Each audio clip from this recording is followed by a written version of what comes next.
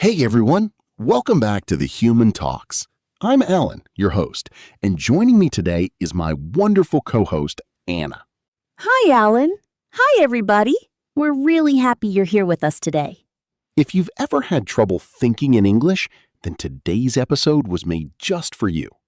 Have you ever caught yourself translating every single word in your head before saying anything? It really slows you down, doesn't it? Absolutely.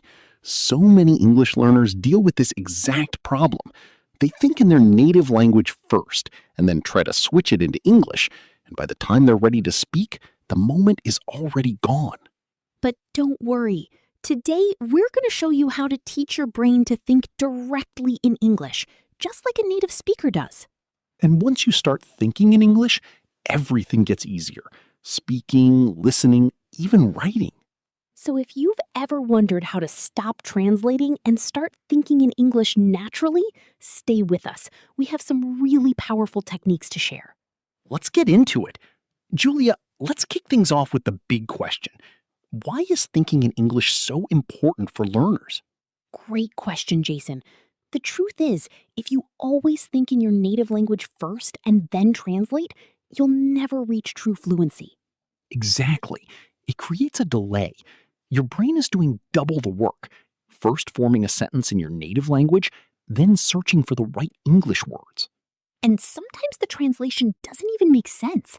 For example, if someone translates I am cold word for word from another language, they might say I have cold, which sounds completely unnatural in English. That's exactly why thinking in English helps so much. It trains your brain to build sentences the way native speakers do, without getting stuck on translation. And let's talk about confidence. When you start thinking in English, words come to you faster, so you feel much more sure of yourself. No more long pauses while you translate in your head. You'll respond naturally and smoothly. Another great benefit, it improves your listening skills. When your brain thinks in English, it processes conversations faster, so you understand people better. And that goes beyond conversations too. When you're watching movies or listening to music, you start recognizing words instantly instead of translating everything. And let's not forget pronunciation. When you think in English, you start hearing sounds in your head the way native speakers say them. Agreeing. A lot of learners don't even realize they're making these mistakes, but once you fix them, you'll notice a big jump in your fluency. All right, mistake number 1, and it's the biggest one. Relying too heavily on translation. If you always translate before speaking, your brain never gets comfortable thinking in English on its own. It's like riding a bike with training wheels forever. At some point, you have to trust your brain to form sentences naturally, instead of always looking for the right translation. Another common mistake, overthinking grammar while you're speaking. Many learners try to make every sentence perfect in their head before saying a word, but that actually slows them down. Grammar matters, but if you keep stopping to check every little rule, you'll never speak naturally. Native speakers don't run through grammar rules while they talk. They just speak. And honestly, even native speakers make grammar mistakes sometimes. Mistake number 3, fear of making mistakes. Some learners are so scared of saying something wrong that they stop themselves from thinking or speaking in English at all. But making mistakes is exactly how we learn. The more you practice thinking in English, the better you'll get. Don't be afraid to sound imperfect. Fluency comes from practice, not from perfection. And one more mistake that really blocks progress, not surrounding yourself with English. If your daily life is filled with your native language, your brain will naturally default to that instead of English. If you only use English in class or for studying, your brain won't naturally switch to it in real life. That's why immersion is so important. Listening to English music, watching English videos, reading in English. So let's quickly recap the biggest mistakes that stop you from thinking in English. 1. Relying too much on translation. 2. Overthinking grammar while speaking. 3. Fear of making mistakes. 4. Not getting enough English in your daily life. If you're making any of these mistakes, don't worry. The good news is we're about to show you exactly how to fix them. Coming up next, we'll share powerful step-by-step strategies to help you start thinking in English naturally. All right, Julia, now for the most important part. How can learners actually train their brain to think in English? We're going to break it down into simple, practical steps that anyone can follow. Perfect. Let's start with step 1. Name the things around you in English. Oh, I love this one. It's such an easy habit to build. Just look around and say the names of objects in English. If you're in your room, think bed, window, lamp, phone. And to take it even further, describe what's happening. Instead of just thinking cup, think I am drinking coffee from my cup. This helps your brain connect everyday life with English, making it feel more natural over time. Step 2. Talk to yourself in English. It might feel a little strange at first, but it's one of the most effective ways to start thinking in English naturally. You can do this anywhere, while cooking, getting dressed, or walking outside. Just describe what you're doing in simple English. I'm putting on my shoes. It's a sunny day. And the great thing is, there's no pressure because you're just talking to yourself. No one is listening. It's just you training your brain to use English naturally. Step 3. Use an English-to-English dictionary.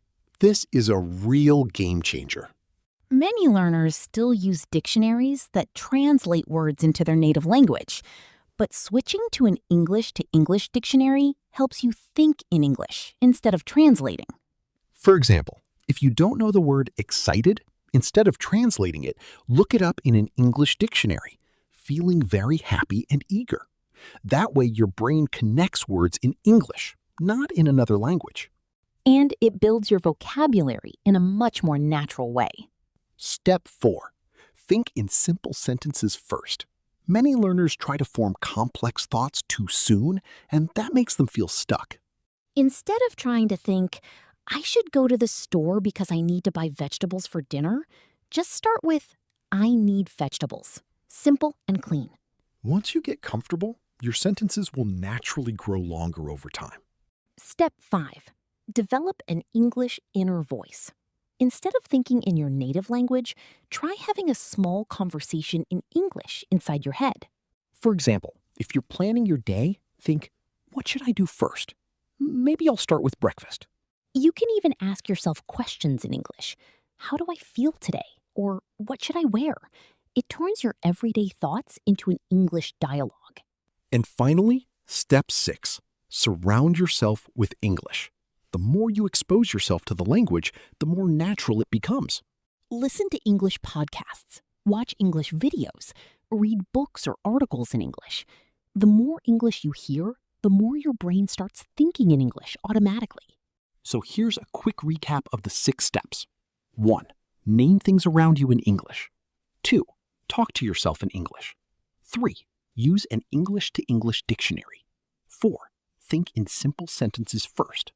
5. Develop an English inner voice.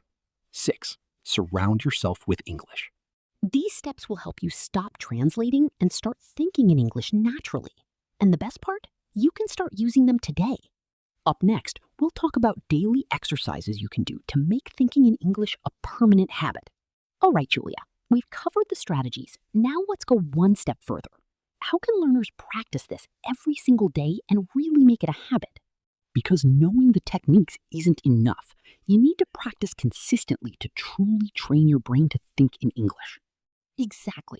So, Second daily practice. Set a no translation rule for at least 30 minutes a day. I love this one. For those 30 minutes, challenge yourself to only think in English. No translating allowed. It might be tough at first, but even if you struggle, just keep trying. The more you practice, the easier it gets. Next, talk to yourself in English out loud for a few minutes every day. Just like we mentioned, describe what you're doing. You can say, I'm making tea. It smells so good. I'll drink it while reading a book. The key is making English part of your daily routine, even when no one else is around. Another great practice, use English while doing simple activities like cooking, driving, or exercising. Instead of letting your mind wander, keep it in English. If you're going for a walk, think, the weather is nice today. The sky is blue. I feel relaxed. And finally, keep a simple English journal. Write down your thoughts, what happened during your day, or even your goals, all in English. Don't stress about grammar. Just focus on expressing yourself in English. It's also a great way to track your own progress. Let's quickly go over those daily exercises. 1. Start and end your day with English thoughts. 2. Set a no translation rule for at least 30 minutes. 3. Talk to yourself out loud in English. 4. Use English during simple activities. 5. Keep an English journal. If you do these small exercises every day, thinking in English will become automatic over time. Up next, we'll talk about how to stay motivated and consistent with your English thinking practice. All right, we've talked about daily practice, but let's be honest, learners will face challenges along the way. Absolutely. It's completely normal to struggle. The key is to push through those challenges instead of giving up. So let's go over 3 common challenges and how to solve them. Challenge 1. Automatically thinking in your native language first, then translating into English. This slows everything down.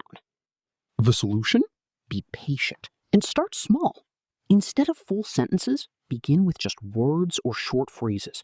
And using an English to English dictionary can help your brain stay in English mode. Challenge 3. Feeling like you're not making progress and losing motivation. The truth is, progress is gradual, and you might not notice it right away.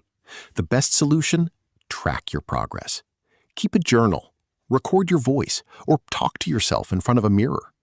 A few weeks later, you'll be amazed at the difference. The most important thing is to stay patient and keep going.